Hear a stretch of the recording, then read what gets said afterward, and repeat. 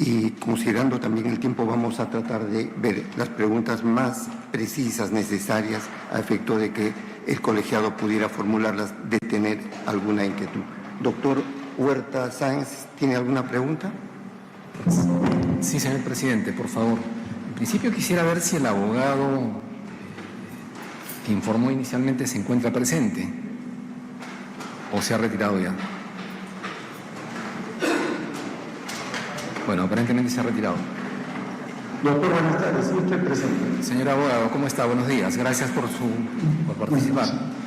En principio quisiera pedirle a usted un par de precisiones, porque usted nos ha hecho notar que este proceso está durando demasiados años y quiere que termine pronto, pero su pretensión es anulatoria. Usted lo que nos pide es que declaremos nula la sentencia vista y así como la de primera instancia.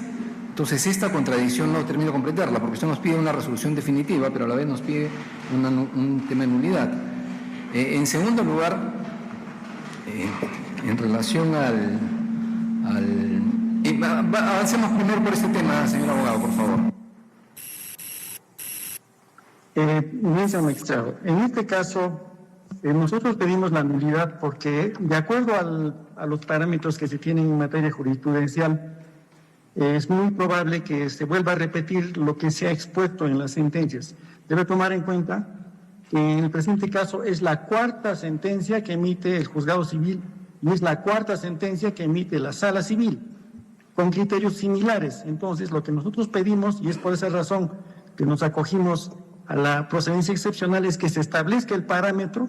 ¿Para qué? Para que el juzgado civil acá en Cusco y la sala civil también puedan aplicar esos parámetros y no cometer el mismo error nuevamente. Es por esa razón, señor magistrado. De acuerdo, señor abogado. Una segunda pregunta. ¿En base a qué consideración establecieron ustedes 10 millones?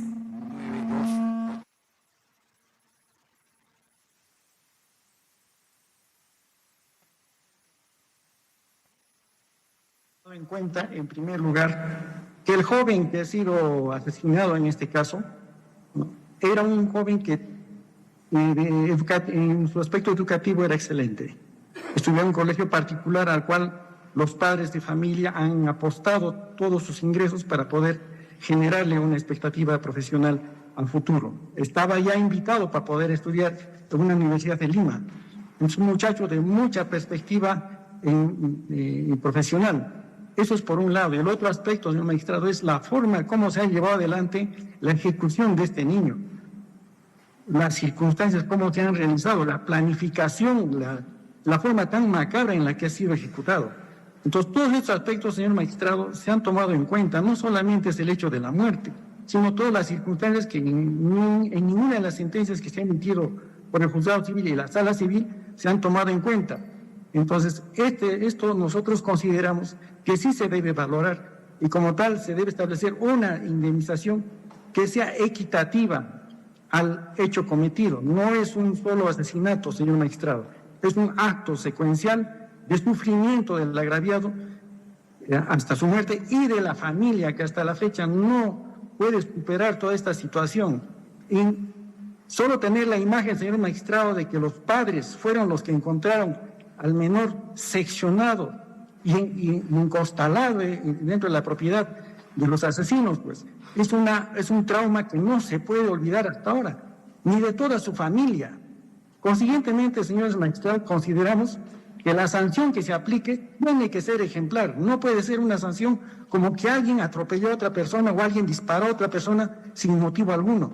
No, tiene que ser necesariamente una sanción que establezca un parámetro de sanción, no en este caso con una indemnización que por lo menos en parte llegue como un consuelo, no porque se vaya a enriquecer mis patrocinados, no, sino porque eso le va a generar por lo menos una satisfacción, una calma en su forma, en su sufrimiento. Es por esa razón, señor magistrado. Gracias, señor abogado. Señor presidente, si me permite solamente pedir una reflexión a los señores distinguidos que nos han acompañado hoy, en la medida de lo posible, si pudieran brindar un comentario, ¿cómo podemos evitar en el ámbito civil caer lo que en el ámbito penal ha pasado? Que la sobrepenalización no ha reducido los índices de criminalidad. ¿Cómo podemos evitar eso en el ámbito civil, si fuera posible alguna reflexión? Muchas gracias.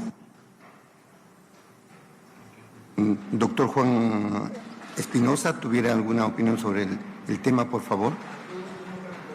No necesariamente, pero si considera, puede brindarnos. ¿Puede repetir la pregunta, doctor Huerta, por favor? ¿Cómo no, doctor Espinosa? En el ámbito penal, muchas veces con la pretensión de erradicar conductas ilícitas, hemos caído en la sobrepenalización, incremento de penas. Y ya que hablamos de los indicadores que nos muestran que el incremento de penas no ha reducido la criminalidad. O sea, mayor número de años de cárcel establecidos en nuestro código penal no nos ha garantizado la paz y la seguridad. ¿Cómo podríamos evitar en el ámbito civil hacer que indemnizaciones faraónicas eventualmente nos garantizan una reparación adecuada a la víctima, nos garantizan la sanción que el abogado está pidiendo? Si es que es posible hacer algún tipo de reflexión en este sentido, si es que usted lo estima válido, naturalmente, Claro. ¿no? Gracias, doctor. Sí. De lo que yo he escrito, la responsabilidad civil tiene varias funciones, ¿no? Y yo siempre tengo como referencia a los protagonistas de la responsabilidad civil, ¿no? Qué duda cabe que respecto de la víctima es satisfactiva, en la medida de lo posible trata de devolver las cosas al estado anterior. Yo sí soy un convencido que respecto del dañante es sancionadora, sí, pero no es la única función, es una de tantas funciones. Respecto de la sociedad, incentiva o desincentiva comportamientos, y respecto a todos es distributiva de costos. ¿Por qué distributiva de costos? Porque cuando uno sufre el daño, asume los costos de esos daños, y evidentemente la idea es trasladar esos costos al dañante o a la sociedad. Ahora, si la pregunta es, comparando con el tema penal, que la imposición de sanciones penales no es que desincentive, realmente, disculpe, pero yo creo que es una cosa que lo respondería más un sociólogo que un abogado. Gracias, muchas gracias. La doctora Emilia Bustamante Ollaga va a formular unas preguntas. Muchas gracias, señor presidente de la Sala Civil Transitoria. Expresando mi agradecimiento en particular a los amicus curiae o amigos de la Corte que han sido invitados y que han dedicado varios minutos de su tiempo y de su jornada personal para compartir aquí este momento en esta audiencia que ya nos está tomando bastante minutos, pero creo que lo positivo es siempre destacar, ¿no? A veces a los jueces se nos critica por las resoluciones, ¿no?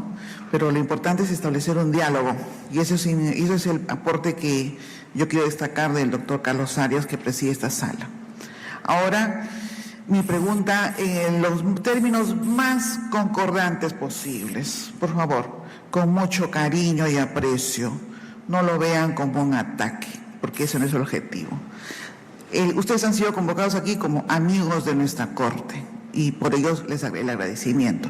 Pero también como amigos de la Corte tenemos un caso. El caso es fáctico y es claro. El abogado ha dado su informe y ha dado una absolución en relación a la pregunta, ¿ya? Y yo voy a plantear la siguiente pregunta, dejando en libertad que pudieran participar, pero en primer término quiero esperar una respuesta del doctor Gastón Fernández Cruz aquí presente. Usted ha hecho énfasis en su exposición en cuanto a la cuantificación, ¿no? Diferenciándolo de la estimación para establecer un monto de reparación por daño moral. Y justamente yo creo que, claro, por el término y el tiempo a veces es difícil de abocarnos con todo lo que uno quisiera explicar, ¿no? Pero vamos, amigo de la Corte, su concepto y su diferenciación entre cuantificación y estimación en este caso, por favor. Muchas gracias. Sí, doctora Bustamante. Indiqué en mi exposición claramente la diferenciación. ¿Por qué? Porque la cuantificación se refiere claramente a prueba de la cuantía. Es decir, yo si tengo gastos, por ejemplo, el daño a la persona, por eso se puede diferenciar porque al pasar al faz de la productividad puede producir claramente daños emergentes y lucros cesantes, que son gastos y son sumas que se dejan de percibir, que son pruebas que pueden perfectamente presentarse, y a eso se llama cuantificación. En el caso del daño moral, que no trasciende la faz de la productividad y tiene un necesario resarcimiento por mandato legal, esto no se produce. Y por eso es que el recurso que la ley señala es a la equidad. Y la equidad, en principio, como dije, se refiere a los criterios, finalmente, que uno debe tomar para justamente estimar el daño. Eso es el corazón de lo que se llama finalmente la motivación. El siguiente paso, como les digo, que es pasar de ya el criterio de estimación hacia la suma concreta que se da, en el caso en particular, ese es un problema justamente que lleva a que la Corte en general, pues hubiese sido para mí ideal que esto sea incluso un pleno casatorio general, parte de que se adopte criterios que pueden ser muy diversos. Puedo yo recurrir a criterios finalmente de tablas del MINSA, puedo crear montos, después de estudiar finalmente cuál es el ingreso promedio del ser humano, del individuo en el Perú, y decir esta suma, finalmente que yo tomo, la determino, el incremento en algo y sobre la base de ello voy a ir agregando montos sobre la base, por ejemplo, de ferocidad, etcétera. Pero lo que se requiere, y eso se requiere, fíjense que incluso en cualquier tabla de baremos de cualquier país, hay ahí también algo que uno podría criticar. Bueno, y tu monto base, ¿por qué 150? Se parte de un monto base y finalmente se llega después a unas tablas. Y lo ideal es justamente que para las cifras sean exactamente, uno debe aplicar los criterios concretamente. Pues le decía, las ponderaciones. Yo tengo que tener claro en mi concepto, si yo fuera magistrado, por ejemplo, que la afectación al derecho a la vida tiene que tener un valor superior a cualquier otro derecho de afectación. ¿Cuánto? Puedo recurrir a una serie de cuestiones y ponerse de acuerdo todos, es decir, a partir de ahora en adelante, tomo como referencia, por ejemplo, la pérdida de la vida que establece, por ejemplo, un operador. Y se investiga, se dice, se toma ese criterio ya consolidado y voy incrementando. Si acaso hay ferocidad, se incrementa en 10, 20%, etcétera, etcétera. Lo que se pide en el fondo es justamente que haya predictibilidad y que se adopte eso. Lo que finalmente creo el desazón en el justiciable es que se expone finalmente a que no tiene finalmente un criterio claro sobre lo cual va a determinar esto finalmente. Y eso es algo que finalmente no le podemos decir. Si usted ha visto todo lo que hemos respondido, le han citado la tabla de Milán, la tabla finalmente de otro lado, y son tablas que se han construido sobre la base de tratar de reducir justamente la posibilidad de el número que se dé sea un número que finalmente no tiene un sostén estrictamente con algún dato objetivo. Y el dato objetivo se puede obtener, como le estoy diciendo, de estadística, se puede obtener del ingreso promedio de una persona y ¿el acuerdo cuál es? Si yo tengo unos criterios, como le digo, incremento finalmente eso en un porcentaje que me pongo de acuerdo. Y perfectamente alguien dirá, ¿y por qué se pone de acuerdo y es 10%? Bueno, pues porque así lo estamos poniendo, así se está estableciendo. Que es lo mismo en las tablas de baremos. En las tablas de baremos le dicen esto es 10% adicional, ¿pero por qué? Porque estrictamente analizan su realidad y creen, y de repente analizan también la estadística sobre el índice de asesinatos y determinan una porcentual que efectivamente lo agregan en su tabla. Eso es lo que hay que construir estrictamente, y eso no lo podemos dar nosotros en términos de sugerencias, sino que es un criterio que puede la Corte y debe, creo, tomar sobre la base de cualquier criterio que pueda tomar. Puede partir, no digo que lo haga, por favor, pero hay criterios, por ejemplo, no sé, a alguien se le ocurriría, bueno, no sé, la URP como criterio básico finalmente que representa un ingreso. No, mejor el ingreso de mínimo vital, pero que es bajísimo en el Perú. Entonces hay una serie de variables que implican que necesariamente se pongan de acuerdo, y lo que pide, creo, el justiciable, y con esto termino, es estrictamente que haya justamente esta base, pero lo importante es que se vaya aplicando los criterios para determinar que esto pueda subir en beneficio de la víctima. Porque, como le digo, no es lo mismo alguien que puede morir de un acto simple, de un acto de tortura. Y esto implicaría claramente la necesidad de adoptarse un criterio, un incremento porcentual de eso. Gracias, doctor Gastón Fernández Cruz. Al doctor Juan Espinosa, por favor, también con bastante cordialidad, ¿no? Se ha hecho una diferenciación entre los derechos a reclamar usted ha hecho muy didácticamente una distinción tomando los hechos del caso en relación a la muerte y la tortura como sustento de la cuantificación de este daño. Y justamente en relación al caso que usted ha partido y analizado y lo ha descrito, ¿no?, con los términos que inició su exposición, Adicionalmente, habría que sugerir en estos baremos o en estos criterios que estamos buscando nosotros aportar como jurisprudencia alguna acotación específica en relación a este trágico caso. Gracias, doctor. Sí, gracias a usted por la pregunta. Sí, más allá de las etiquetas, porque acá ya hemos visto todas estas posiciones que hay, que si el daño de la persona está dentro del daño moral, si el daño moral está dentro del daño de la persona, si son iguales, no son iguales. Lo cierto es que tenemos que ver los contenidos, ¿no? Entonces, por eso hice esta línea, ¿no? Un poco para que se quede claro algo. Primero, no es un caso típico en el cual la víctima muere instantáneamente. No es que tú atropellaste y murió, sino que pasó por un proceso de tortura, ¿no? 27 puñaladas, ¿no? Entonces, evidentemente, esto ha sido un sufrimiento para esa persona. Desde mi punto de vista, ese concepto calzaría como un tema de daño a la persona. Daño a la persona que, como ya falleció, pasaría a los padres, no por derecho propio, sino transmitido.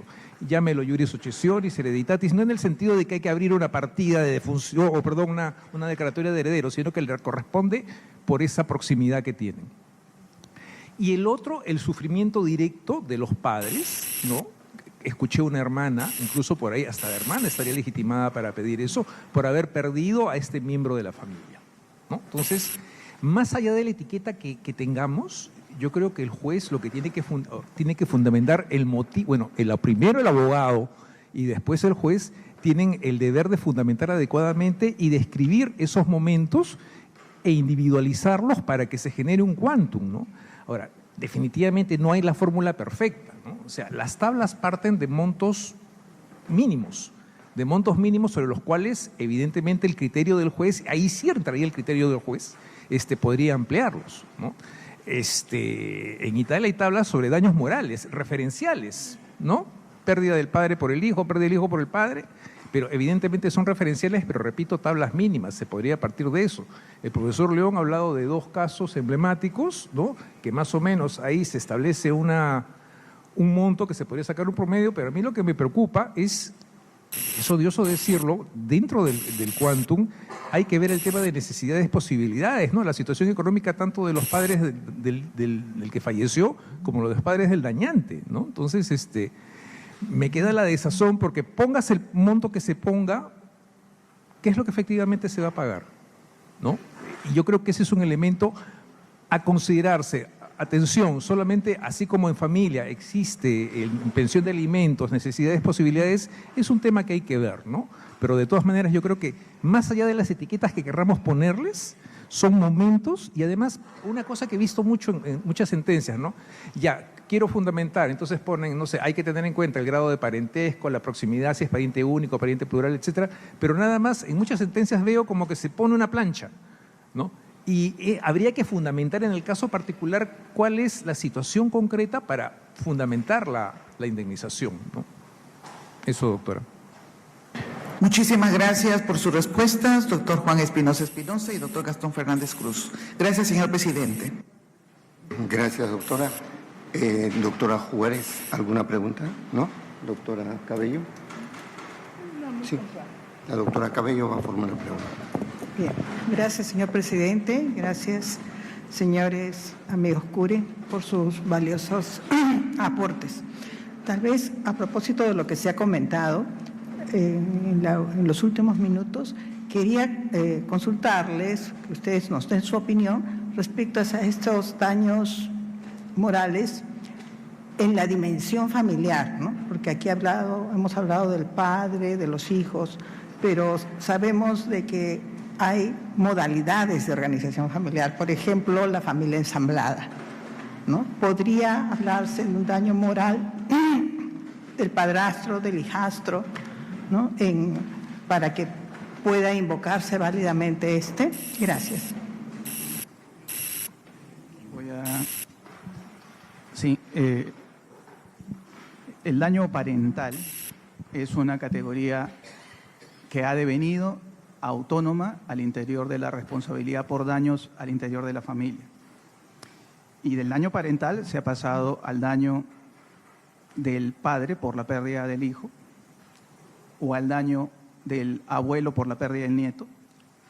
Y ahora que el concepto de familia se ha ensanchado hasta comprender a los animales de afecto, o las mascotas, como les decimos en Perú, y lo mencionaba el profesor Espinosa, también incluso se ha considerado ya en sentencias, el año 2016 en Génova, una muy famosa, que un can puede ser parte de una familia y por lo tanto debe estar comprendida su pérdida dentro de los daños morales.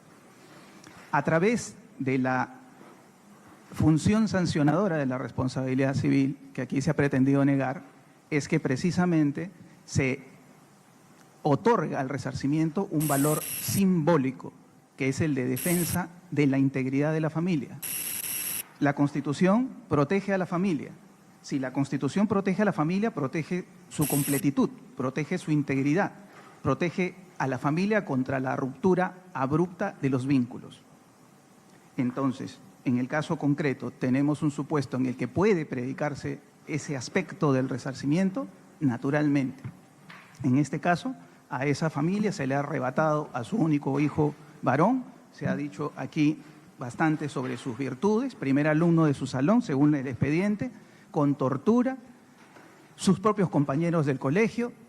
Y sería bueno también mencionar, señora magistrada suprema, la secuencia y los efectos que el acto ha tenido en esa circunscripción, que está ligada, y hay que reconocerlo sociológicamente, como ha recomendado el doctor Espinosa, sociológicamente hay que reconocer que los valores familiares en esas zonas del Perú son todavía mucho más estrechos.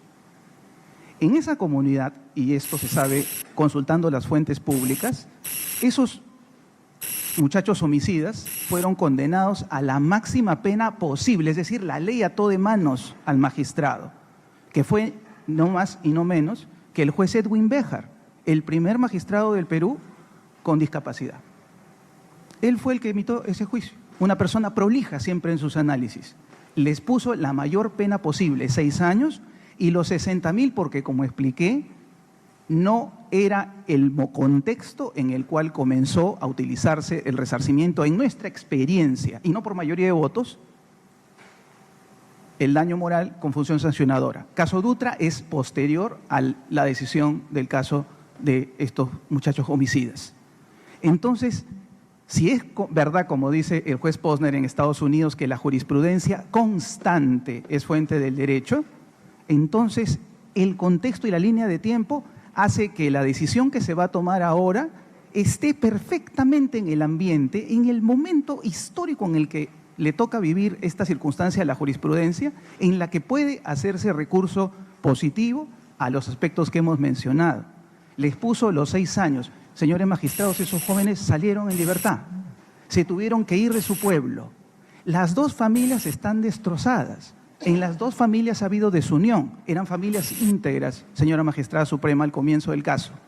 Luego, a raíz de lo que ha ocurrido y del tiempo que han tenido que padecer ellas, litigando, enfrentándose en un pueblo pequeño, es que las familias se han desintegrado. ¿Qué mayor muestra del impacto negativo, daño en términos jurídicos de este evento lamentable en esas familias que deben ser protegidas, repito, desde la óptica de la dimensión constitucional que esta forma de organización social tiene en nuestro ordenamiento? Doctora, en primer lugar, de acuerdo al título preliminar, hay que tener en cuenta también que tenemos una base que es el artículo 6 del título preliminar. Acuérdense que el título 6 habla de la legitimidad para accionar y dice que quien interpone una acción debe tener legítimo interés económico o moral. La interpretación justamente de la extensión del interés moral que tiene la base legal es justamente todo lo que se ha dicho hace un instante. Es decir, esta ampliación que primero se restringía solo al núcleo familiar de padres e hijos ha sido ampliado, y normalmente ¿quién lo amplía? La jurisprudencia, justamente. Y esto es tan en amplitud perfectamente sobre esta base legal de ampliarlo. En segundo lugar, quería decirle simplemente y volver a reiterar que estrictamente el afirmar funciones punitivas a los daños extrapatrimoniales es absolutamente errado.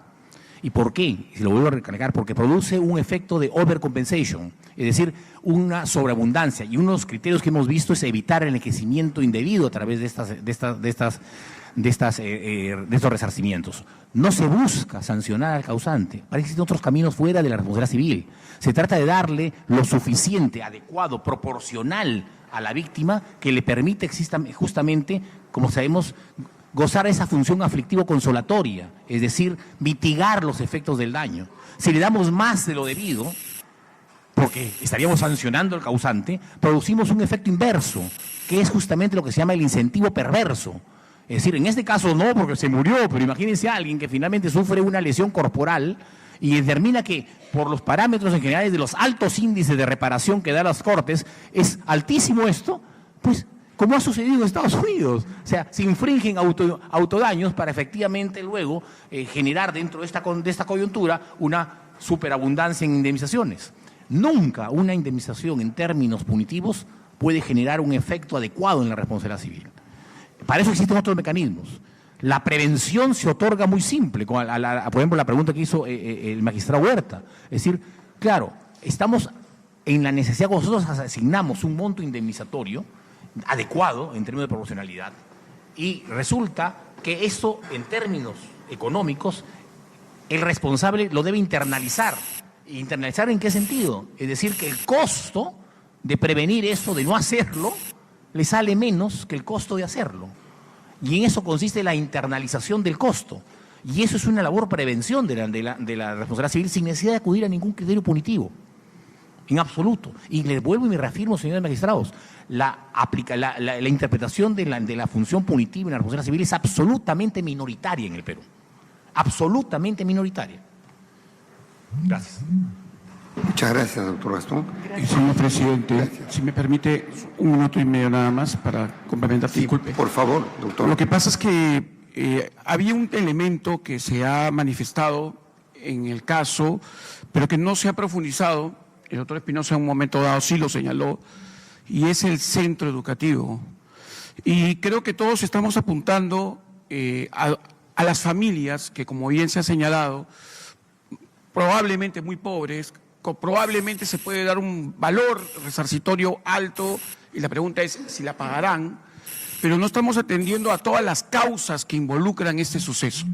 Y me parece que si estamos hablando de 2 niños agresores con alto índice de violencia y crueldad, que sometieron a esta tortura a quien fue finalmente el fallecido, los 3, si más no me equivoco, estudiantes de este mismo centro educativo.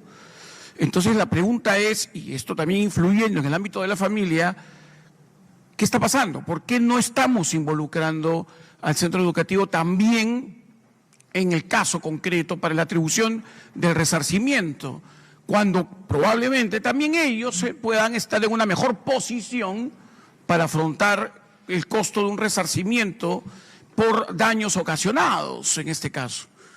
Entonces, creo que la Corte también debe evaluar todas las causas que están involucradas en el suceso y no dejar de lado el tema del colegio. Gracias. Gracias, doctor Beltrán Pacheco. En realidad, usted cogió la pregunta que iba a hacer, y gracias por eso. Pero quería preguntarle al doctor Juan Espinosa, que es quien tocó el tema, y si mal no recuerdo, el doctor Tuesta, que estaba en una posición un tanto contraria en relación a la causalidad adecuada. Pero quería preguntarle, doctor, porque ciertamente el colegio argumenta que su función es psicopedagógica y no se trata de una terapia clínica que tiene que hacer, y que su departamento de psicología pues se enfoca en problemas de aprendizaje y de orientación. Sin embargo, la ley que rige en nuestro país, la 29719, que impone un deber de promover la convivencia sin violencia,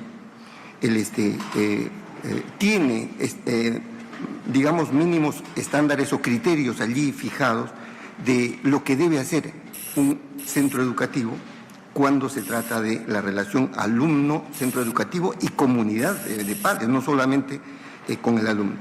Y entonces la pregunta sería, doctor Espinosa, ¿cuál es el estándar de actuación exigible? O de pronto podemos tener algunos otros casos que se han ocurrido, sea en el Perú o en el derecho comparado, a departamentos de psicología escolar, peor cuando estos departamentos toman conocimiento del problema, como ocurrió en este caso. Y en este caso, lo particular fue que, según lo que se narra, desde el 2010 estos jóvenes estaban planificando lograr ese resultado que ocurrió finalmente. No es que fue una situación circunstancial. Y entonces, claro, toma conocimiento del colegio, deriva a su psicólogo. ¿Qué rol le corresponde a ellos en el seguimiento, en la alerta a los padres, a la comunidad estudiantil? Y si esas omisiones los hace igualmente responsables sobre la base del criterio que usted tenía. Desde mi punto de vista, el colegio es responsable. O sea, hay una normatividad al respecto. Es una pena que no se haya llamado entre los amigos Curi a alguien experto en materia educativa. Pero tenemos la ley del antibullying. Y a mí lo que más me llamó la atención de ambas sentencias es que habían afirmaciones por parte de los padres, habían afirmaciones por parte del colegio, pero por algún motivo no se tomaron tanto en cuenta las afirmaciones y las pruebas que presentaron los padres, y la única línea argumentativa del colegio, corríjanme, es el departamento psicopedagógico se ocupa de problemas menores, ¿sí? El asesinato se produjo fuera del local y no tenemos nada que ver, ¿no? Cuando tenemos varios casos dentro de nuestra jurisprudencia que han responsabilizado a los colegios, ¿no? Ahora yo les traslado la pregunta a ustedes, ¿se puede hacer algo? Porque realmente es infame, desde mi punto de vista, que el colegio se haya lavado las manos. Y acá cada uno tiene que asumir sus responsabilidades. Me parece bien que los padres de los menores que han cometido esto asuman las responsabilidades, pero el colegio tiene que asumir responsabilidad en eso. Solo eso. Gracias. Sí, por favor, doctor Cárdenas. Gracias, señor presidente.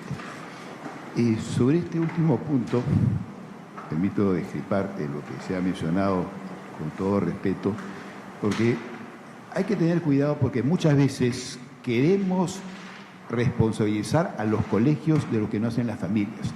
En este caso, no es que el colegio detectó algo y no le informó a los padres. Los padres sabían que habían matado 3 perros estos chicos. Entonces, no es que haya alguna información que los padres no tenían. Por otro lado, hay que ver el contexto en el que estamos y tener presente que en los colegios, el papel del colegio no es dar terapias. En todo caso, los colegios, como las universidades, pueden detectar determinados casos y le encomiendan a los padres, señor, su hijo necesita terapia psicológica, su hijo necesita terapia psiquiátrica. Pero el colegio no es un centro psiquiátrico ni un centro psicológico, igual como no es un centro médico. Si en un colegio un niño tiene un accidente, se entera de una enfermedad, tendrá que tratarse en la medida correspondiente. Por ese lado, yo tendría que ser ahí bastante cuidadoso. Y además tener cuidado también, porque si nos vamos a las responsabilidades, también podemos llegar, hay una responsabilidad de la sociedad y hay una responsabilidad de los medios, porque hay todo un contexto sociocultural que no digo que explica, pero que está en torno a esto, que hace que el caso sea bastante complejo. Ahora, yo quiero aquí aprovechar para decir que esta Corte, con la mejor intención, está buscando la mayor objetividad. Pero obviamente en temas como esto, lo que se puede pretender es tratar de reducir la subjetividad al mínimo, en tanto sea posible. Porque claro, cuando hablamos también de determinar que, por ejemplo, un psicólogo diga una cosa y haga un examen, lo que dice el psicólogo A va a ser distinto lo que diga el B y el C. Entonces, hay ahí un factor que es inevitable que se dé en este tipo de casos cuando queremos cuantificar algo tan profundo como es el daño a la persona. Y hablando de la relación entre padre e hijo, ¿no? Y si el término sería estimar o cuantificar, cuando un niño le dice a su mamá cuánto lo quiere, dice, te quiero hasta el cielo, te quiero hasta el infinito. No es algo que se pueda cuantificar, no hay un número, pero sí una estimación.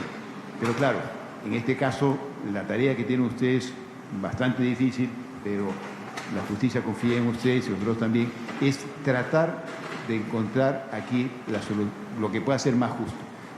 De hecho, el poner mayores indemnizaciones no va a hacer que baje el índice de delincuencia ni nada en absoluto. El hecho que los chicos de este colegio o de cualquier otro colegio sepan que ha habido una indemnización muy alta no va a hacer que no cometan este delito. El problema va mucho más de ellos. Pero lo que sí puede hacer de repente una indemnización que sea más adecuada es darle a la ciudadanía un mayor sentimiento de justicia. Pero eso no va a arreglar el problema. El problema de la violencia en los menores es algo que nos atañe a todos, educadores, medios, abogados, y esa es una tarea compleja que todos tenemos que asumir con la mayor responsabilidad. Muchas gracias.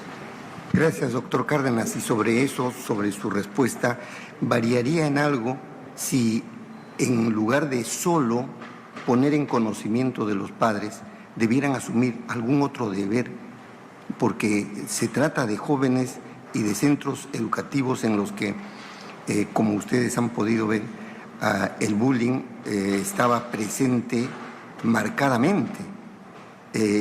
Y son jóvenes del mismo centro educativo, y ahí se narran las circunstancias que ocurrían no solo entre los que han finalmente terminado en el desenlace del caso, sino con otros jóvenes cuyos videos o audios ahí están en el expediente. Entonces, variaría en algo el que el colegio no tome alguna acción afirmativa respecto de prevenir todo eso, porque de eso se trata, o es que simplemente el derivar, como se dice en el expediente, el derivar a los padres, es decir, su hijo tiene problemas y atiéndanlo, desvincularía, cortaría un nexo de causalidad para los fines de la responsabilidad civil. A ver, un tema interesante en el caso, que no se ha profundizado porque no había tiempo ni era el asunto que nos convocaba, es que parece que ha habido bullying de distintos lados, ¿no? Según las declaraciones, ¿no? Que la víctima le hacían bullying, pero que también hacía bullying. Hay declaraciones de chicos que dicen que sí, esto que el otro, pero claro, ese no es el tema. El tema es que el chico fue cruelmente asesinado y ese es el punto, ¿no? Por eso es que cuando nos vamos a ver, pero era un buen chico, tenía un gran futuro, eso es bien difícil de decir porque hay una serie de variables que hay que analizar, pero no es el caso. Ahora, yendo a su pregunta, yo creo que cualquier colegio que detecte una situación delictiva o que tenga una trascendencia que implique una cierta certeza de un riesgo para la vida o de hechos fundamentales, sí habría una responsabilidad. Si es simplemente pues, que se advierte que tal alumno es violento, reacciona así o así, sería diferente que si se advierte algo mucho mayor. Si hubiera una conducta delictiva que se pueda apreciar fehacientemente por parte de la institución, y no solamente un colegio, podría ser también un centro de trabajo, podría ser que de repente pues, se observa que hay una persona que tiene tendencias bastante peligrosas y que implican un riesgo, habría responsabilidad en ese caso de la entidad. Pero si es simplemente la apreciación de que pues tal persona tiene una tendencia violenta o es así o es así, no sería, creo, suficiente como para imputar responsabilidad a la institución. Haciendo también la salvedad de que no se trata de buscar quién puede pagar, ¿no?, sino de buscar lo que corresponde y que se haga justicia como corresponde. Y si finalmente se establece una acción determinada y pudieran pagar o no los responsables, esa es otra cosa que no tiene que ver con el fondo del asunto y que tiene que resolver estas áreas. Gracias. Muchas gracias, doctor Cárdenas. Sí, doctor Tuesta, por favor.